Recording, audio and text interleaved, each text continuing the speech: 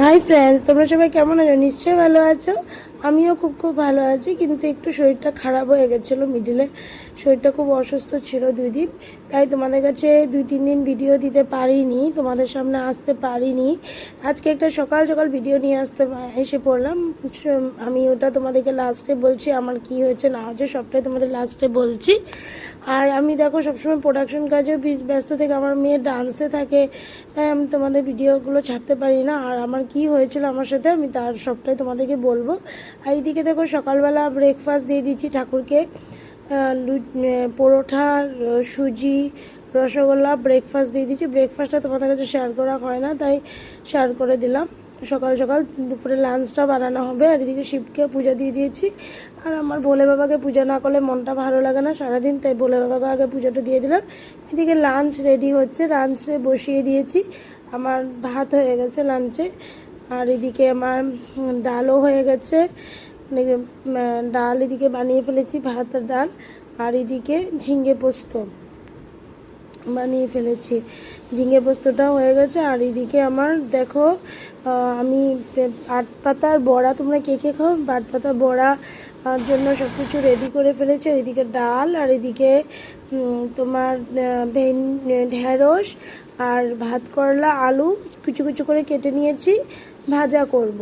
তো ওইদিকে আমি এগুলোর জন্য সব রেডি করে নিয়েছি ভাজা করার জন্য। আর গরম গরম ভাতটা তোমাদের কাছে একটু শেয়ার করে দিলাম। আর এদিকে আমার বড়া ভাজছি তেলের মধ্যে। দেখো এরকম করে আমি পাট পাতা বড়াগুলো বানাই, তোমরা কেমন করে বানাও আমরা বলবে। একটু বেসন, চালের গুঁড়ো, হলুদ, নুন, একটু গুঁড়ো লঙ্কা দিয়ে বানাই, একটু ঝাল ঝাল হয়। আর এদিকে আমার 3-4টা ভাজা হয়ে গেছে, ভেজে ভেজে রেখেছি। আর তোমরা কিভাবে বড়াগুলো ভাজো আমাকে একটু জানাবে। আর আমার জায়গাটা অনেকটা শর্ট, কিচেন রুমের জায়গাটা শর্ট বলে একটু রাখতে অসুবিধা। এদিকে আমি স্লাড কেটে রেডি রেখেছি, শসা, লেবু, কাঁচা লঙ্কা স্লাড কেটে রেডি রেখেছি। ঠাকুরকেও লাঞ্চ ভোগটা দিতে হবে। আর এদিকে আমার সব রেডি, ঠাকুরকে ভোগও দিয়ে দিয়েছি লাঞ্চ ভোগ। আর আমি খেতেও বসে গেছি। আমার 2-3 দিন ধরে এতটা শরীরটা খারাপ করছিল, প্রেশার বেড়ে গেছে, আমি বুঝতে পারছিলাম না। প্রেশার বেড়ে গেছে বুঝতে পারিনি, এই জন্য আমার শরীরটা খারাপ লাগছিলো। হঠাৎ করে সকাল থেকে ভমিটিং হচ্ছিল, 2 দিন আইসিইউ রুমে ভর্তি হচ্ছিলাম। আর দেখো আমি এখন সুস্থ আছি। আর এখন আমাকে হালকা ফুলকা খেতে বলেছে, তাই আমি প্রোডাকশনের সমস্ত খাবার দাবার বন্ধ করে দিয়েছি। ওখানে ফ্রি আমাকে ডিউটি আওয়ার্সে খেতে দেয়, তাই আমাকে বলেছে টাইমলি খাওয়া দাওয়া করতে, একটু ঠান্ডা ফান্ডা খেতে। তাই একটু বড়া টড়া যাওয়া ভেজেছি সবটা নিয়ে অল্প হালকা ফুলকাভাবে নিজের খাবারটা নিয়ে নিয়েছি নিজের মতন করে। আর ডালটা সামনে নিয়ে বসে গেছি। আমার শরীরটা খুব একটা ভালো না, তোমরা হয়তো আমাকে দেখে বুঝতে পারছো। আর এখন প্রোডাকশনের কাজগুলো সব বাড়িতে করতে দিয়েছে 2-3 দিন ধরে, তাই টাইম টু টাইম প্রোডাকশনের কাজ করে আমি পিডিএফ ফাইলে সব পাঠাতে চেষ্টা করি। আর সত্যি কথা বলতে গেলে কি, এতটা অসুস্থ হয়েছিল, আমি আইসিইউতে 2 দিন ছিলাম। আর আমার হাজব্যান্ড ওই সময়টা একটু ভিডিও করেনি, কারণ তখন কারো মাথা ঠিক ছিল না, প্রেশারটা অনেকটা হাই হয়ে গেছিলো, 190 আপ হয়ে গেছিলো, 200-এর কাছাকাছি।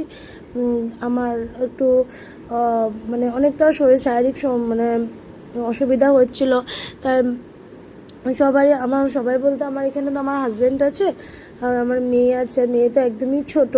আর আমার হাজব্যান্ড তো তখন ভিডিওটা করতে পারেনি তখন ওই মোমেন্টে। তা আমার হসপিটাল থেকে ছুটি হওয়ার পরে আমি ভাবছি তোমাদের কাছে একটু কথাগুলো এভাবে শেয়ার করে দিই। এখন অনেকটা সুস্থ আছি, পুরোপুরি সুস্থ আছি, তাই তোমাদের কাছে একটা ভিডিও দিলাম।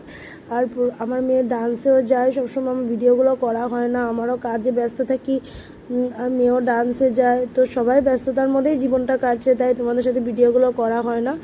আর আমার ভিডিওগুলো যদি ভালো লাগে সবাই লাইক কমেন্ট শেয়ার করে দিও। একটু তোমাদের কাছে আমার কথাটা একটু শেয়ার করলাম। তোমরা সবাই কেমন আছো জানাবে। তোমরা সবাই সুস্থ থাকো, ভালো থাকো, অনেক অনেক হ্যাপি থাকো। আজকে ভিডিওটা এখানে শেষ করছি, টাটা বাই বাই, সবাই সুস্থ থাকো, ভালো থাকো। আরেকটা নতুন ভিডিও নিয়ে তোমাদের কাছে চলে আসবো। আর এরপরে আরেকটা ভিডিও আমি নিয়ে চলে আসবো, কেমন তোমাদের ভিডিও ভালো লাগে না ভালো লাগে একটু কমেন্ট করে জানাবে। নেক্সট তোমাদের ভিডিও আবার নতুন একটা ভিডিও নিয়ে চলে আসছি, টাটা বাই বাই, সবাই হ্যাপি থাকো।